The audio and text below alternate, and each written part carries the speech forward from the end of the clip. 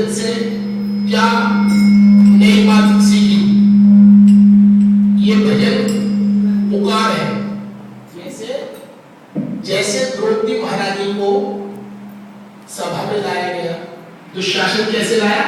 केश पकड़ के खींचता हुआ लाया। अब दुर्योधन बेशर्मी से बोला जंघा पे बैठ, और दुशासन के हाथों में 10,000 हाथियों का बल था। वो उस ताकत से उनकी साड़ी खींचना चाह रहा था। मां ने पहले द्रौपदी मैया ने सबसे पहले किसे देखा? भीष्म पितामह को देखा। घर के बड़े बुजुर्ग थे। कौन थे? ब्रह्मचारी थे, धर्म के प्रकांड पंडित थे। उनकी तरफ देखा, हे प्रभु, हे मेरे पितामह, तुम्हारे होते हुए मेरी लज्जा लग रहा है। देखिए, वो बोले मन मन, द्रौपदी मैं क्या करूं बहू, मैंने इस सिंहासन से बंधे होने की प्रतिज्ञा करी हुई है। फिर मैंने द्रोणाचार्य की तरफ देखा। द्रोणाचार्य ने विवशता दिखाई कि ऐसे समय में इन्होंने मुझे रोटी दी थी जिस समय में मेरे दोस्त ने भी मुझे दुत्कार दिया था। मेरे बेटे अश्वत्थामा पे दूध पीने को देखा तो इन्होंने गाय मुझे दी थी। मैं भी इनका ऋणी हूं, इसलिए मैं बोल नहीं सकता। फिर उन्होंने युधिष्ठिर की तरफ देखा कि आप तो धर्म के अंश हैं, आप मेरी रक्षा कीजिए। वो भी लाचार हो गया क्योंकि मैं जुए में हार गया। भीम को देखा, भीम ने बड़े भाई को देखा कि बड़े भाई की आज्ञा हो तो मैं भाई की आज्ञा से बता। अर्जुन ने भी यही उत्तर दिया। नकुल सहदेव भी बोले कि जब 3 बड़े भाई ने बोला तो हम 2 भाई कैसे बोले? जब वो विवश हो गई तो उसने दोनों हाथ उठा लिए, सरेंडर। किनके आगे? खाना के आगे। हे द्वारकाधीश, मेरी गाय। आज सनातन धर्म में वही संकट है। आज हम किसी की तरफ नहीं देख सकते। आज हमारी गंगा यमुना का कितना ज्यादा पतन है। यमुना जी 22 किलोमीटर तक नाला बन चुकी है। कितने सारे नाले दिल्ली के, 1 करोड़ से ज्यादा आदमियों का मल इस गंगा यमुना में बहाया जाता है। यमुना कौन है? कृष्ण जी की 8 पटरानियों में एक है। पता है आपको? कालिंदी। कालिंदी है, यमुना जी का नाम कालिंदी है। वो यमुना जी जो भगवान की अर्धांगिनी है, पटरानी है, उनकी क्या दुर्दशा है। गौओं में 33 करोड़ देवी देवताओं का वास है। गोबर में लक्ष्मी जी हैं।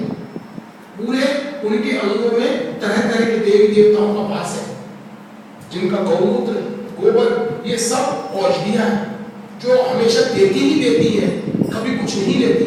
जो घास खा के दूध देती है, दही देती है, घी देती है, उनको आज हमारे देश में पूरे विश्व में सबसे ज्यादा काटा जाता है। हमारा देश गौ मांस को निर्यात करने में प्रथम नंबर पे। पूरे विश्व में भारत देश का नंबर 1 है गौ मांस बेचने में विदेशों में। ऐसे समय में हम भगवान से कहना से ना कहें, जैसे द्रौपदी महारानी क्या है, कौन जो कि तुम में इस भार को उतारे। भार का मतलब ये नहीं है हिमालय पर्वत का भार, समुद्र का भार पृथ्वी पे इतना नहीं होता। गौ मांस खाने वालों का भार होता है। जो दूसरे की स्त्री को अपनी मां बहन बेटी नहीं समझते, उनका भार होता है। इस पृथ्वी पे किसका भार है? जो दूसरे की मां बहन बेटी को अपनी मां बहन बेटी नहीं समझता, वो भारी है, वो पृथ्वी पे भार है। धर्म कलयुग में रसातल हो गया। आज घर घर में पाप पलते हैं। आज घर घर में पाप पलते हैं। छद्म पाने में काल में भी असुर पृथ्वी के प्राणियों को छलते हैं। ऐसे समय में हम यही तो कह सकते हैं, कौन जो कि तुम में इस भार होता है। तुम चर अचर जगत के करतार होकर आते, जब जब अधर्म बढ़ता अवतार लेके आते, इस बार कहीं की बनकर कोना असुर संहारे। वैकुंठ धामवासी धरती है पाप छल कपट का छाया यहाँ अंधेरा। भगवान कब करोगे तुम सत्य का सवेरा। हम आस लेके आए दरबार में तुम्हारी। आज हम भगवान विष्णु जी को कल की रूप में पुकार रहे हैं। कोई सनातन धर्म की बात काट रहे हैं। बच्चों बताओ, तुम धर्म की बात समझते हो ना? तुम यहाँ धार्मिक पुस्तकें पढ़ते हो, धार्मिक माहौल में रहते, बताओ आप। अगर हम कहना से कह रहे हैं कहना आ जाओ। देखो एक छोटा सा भजन सुनाता हूँ, इसी के आगे है